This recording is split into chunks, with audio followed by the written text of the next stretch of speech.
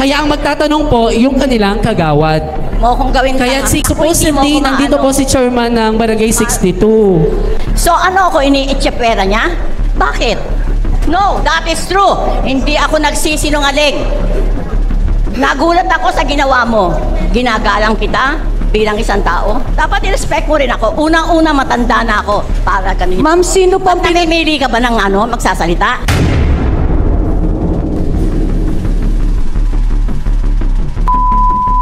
Kahapon po, gusto ko i-share kasi medyo natetense na ako at naiinis ako. Kanina po, clarify ko, kahapon pa ha, may nagpunta sa amin, DILG. Ang sabi sa akin, isulat ko daw lahat ng mga complaints o whatsoever. At linagay ko po doon na kung maaari, bigyan ako ng pagkakataon na makapagsalita. Now, pagdating po rito, clarify ko yan. Somebody told me na doon daw sa senior citizen sabihin. Somebody told me dito. Somebody told me.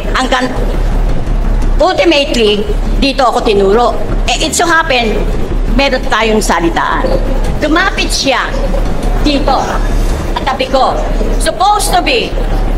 Yan siya ng reklamo nito. Oh. Sabi ko, Sa mic po kayo magsalita. Sa mic po. just wait. Wait. Lumapit siya Wait. rito. Ang sabi ko sa kanya, Sir, ako rin meron po. Sir, ako po meron din pong i-air. Very important. Sabi niya, hindi na pwede kasi full pack na.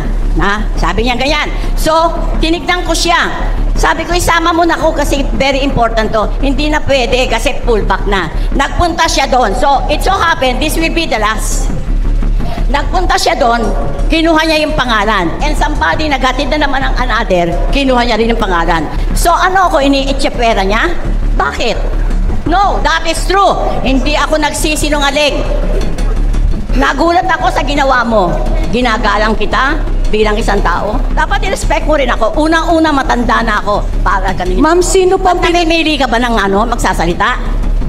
Mami, meron po tayong mga advanced question. No! Pinakita mo sa akin yung ano mo. Opo, meron po tayong mga advanced question. Dapat Ayun iintindihin po, mo. yung mga lumalapit po sa akin kanina, yung pong kanilang chairman ay wala. Kaya ang magtatanong po, yung kanilang kagawad.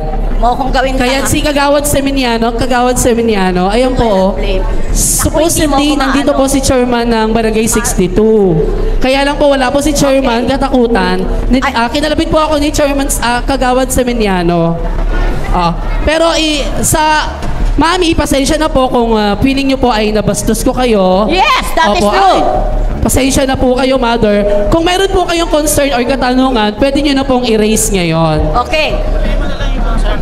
Okay lang po yan. Wala akong problema. Okay. So, kahit hindi niya ho ako tinatawag, tumayo na po ako kahit na alam kong may kabastusan. I'm sorry for that.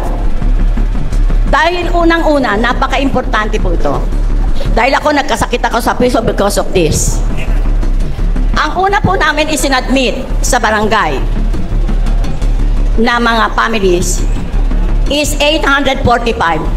Without knowing, ang naghatid po niyan ay isang barangay. That is way back during the term of Mayor Isko Moreno. So, every now and then, ibigay sa amin na ayuda o yung mga food pack, ako tumatanggap, being the treasurer, is only 845. Kulang na kulang sa residente. Nakikipag-away ako, inaatake ko sa puso because of that problem. Nagpadala kami ng letter na to change that number to make it 1,017. And up to now, walang nangyayari. Kaya kung meron man po, mahal na mayor, nasa sa inyo po ang pag-asa ng amin mga residente, ang amin mga families, this coming Christmas, kung meron man, sana gawin nyo ng 170. Sana para everybody is happy. Ay, 1,017. 1,017. I'm sorry for that. Instead of 845. Matutuwa po ang residente. Ako po ang napapaaway. At ang sinasabi pa, tinatago ko raw si barangay at ako nakikinabang. No! Being a teacher, honesty is the best policy. integrity. Ayan po ang lagi ko na sa puso. Kaya yun po ang una kong hiling, kaya gusto kong magkaroon ng pagkakataon magkapasalita. Pangalawa po, sa aming barangay, kung ano man po ang dumadating na memo o whatsoever na bigay, hindi po ba dapat sa barangay muna mamapunta, ilagay? At ang barangay chairman ang siyang magdi-distribute kung ano man yon. Pero sa amin nangyayari to, gustong maputol to. Sa amin ang tupad, and I can prove that, nakakuha ko ng 3, na ang pumirma ng kanilang indigency coming from other barangay sa tupad. Binigyan yung nagtitinda ng okoy, binigyan sitan, binigyan yung ganito. Merong proof yan. Pero hindi po kami gumawa ng certificate of indigency. Masakit, hindi po ba? Ibinigay po yan. And aside from that, wala naman po kaming coordinator na ina-assign para ibigay sa kanya. Nababalitaan na lang na po namin yun. Masakit yan, hindi ba? Masakit yan. Parang hampas yan sa aming chairman. And we know everybody that our chairman is our little president of our community. Kaya dapat we have to respect it. Hindi po ba?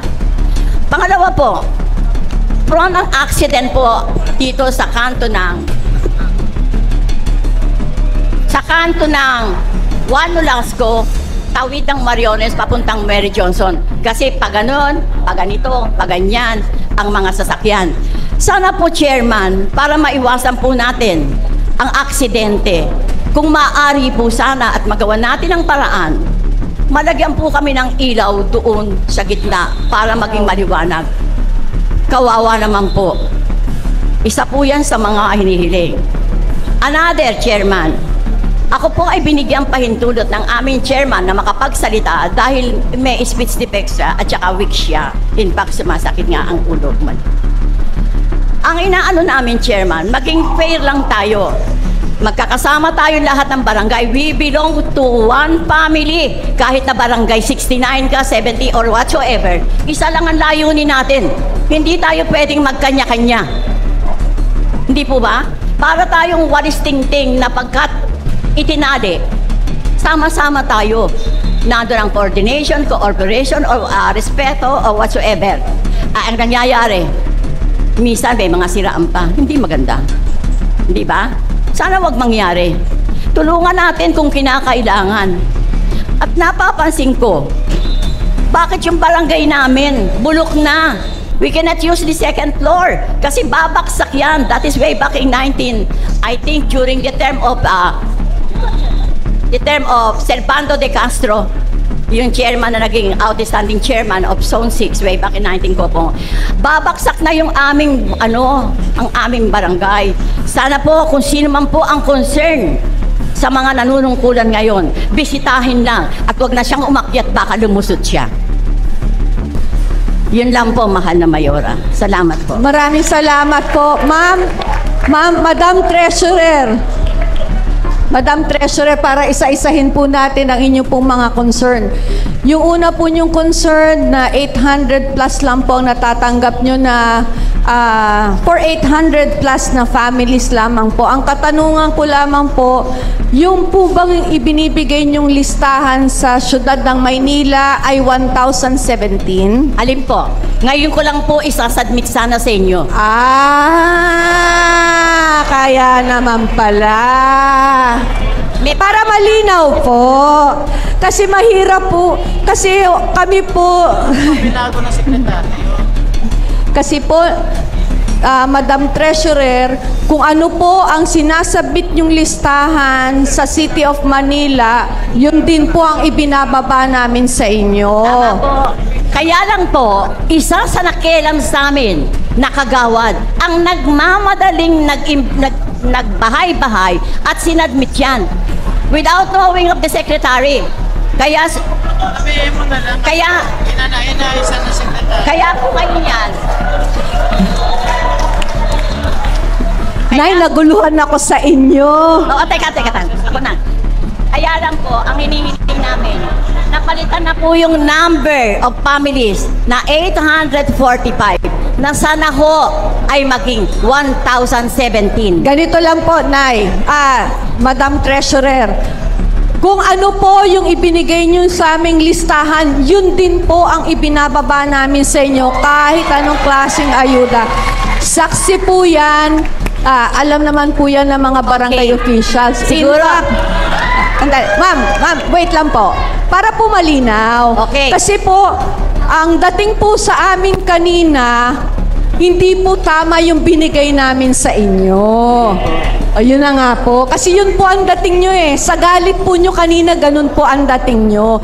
Para lang po malinaw sa lahat, kapag may binibigay po tayong kahit anong ayuda, kung ano po ang isinumite ng inyong barangay officials sa amin, yun din po ang ipinadadala namin sa inyo. Ngayon po,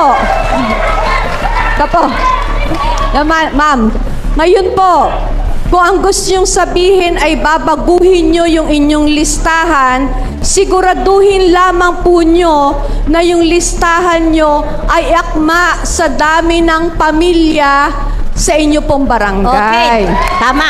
Now,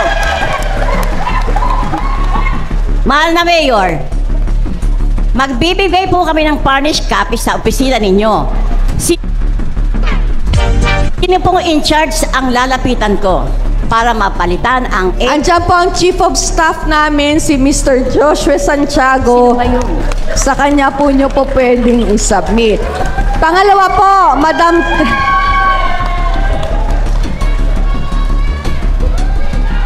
Sino ba si Mr. Nap? Pwede Ayan po, ba? Mr. Joshua Santiago po ang Chief of Staff natin. Please quiet. Pangalawa pong katanungan nyo, Madam Treasurer, yung tungkol po sa na nababypass po kayo, na hindi po kayo napapadalhan ng memo patungkol po sa tupad. Ipagpaumanhin nyo na po, ma'am, kasi hindi naman po sakop ng local government yung tupad. Yan po ay proyekto ng national government. Kung papaano po nila gustong ipatupad yung tupad, ay sakop na po nila yan. Ang nagkataon po, yung iba pong nanungkulan, siguro, dati kapag hindi po nakakuha sa barangay nyo ng barangay certificate, ay lumalapit po sa ibang barangay at doon po sila nanghihingi ng certificate of indigency. Hindi na po namin sakop yun, madam. Kaya pagpaumanhin po ninyo. Maraming salamat. Okay. Huling ano na lang. Teka, ma'am. Sige po, ma'am. Ma'am, huling habili na lang Sige po, sige po. Nakatak. Yung ilaw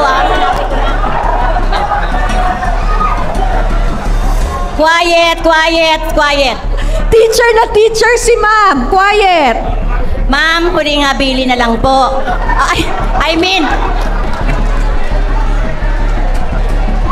Oy, Konsyel Taga, teacher mo pala siya, ha? Hindi. Sige na ho, pagbigyan na po natin si ma'am. Pagkakataon, kaya nga tayo nandito. Sige na po. Ma'am, last one. Ma'am. Yung pong ilaw namin, wag lang pong kalimutan. Ilaw po, engineer. Sino po ba in charge dyan ng mapunta? Engineer Andres po.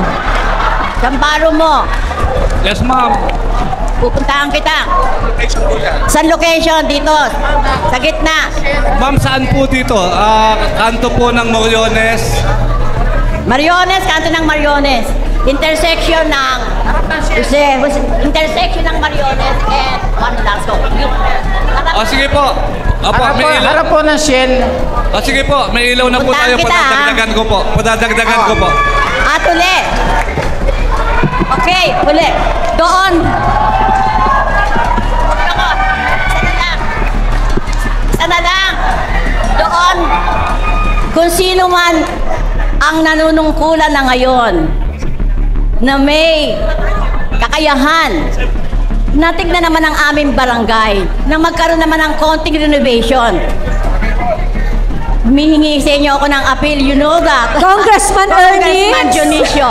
I'm going to wait you there, Congressman. Iintayin kita, Congressman. Nay, parang gusto niyo ako i-take home, ah. Ate. Maraming salamat po. Ma'am, excuse po, Mayora. Teacher ko po kasi si ma'am sa St. Joseph. Eh, binagsak po ako yan eh.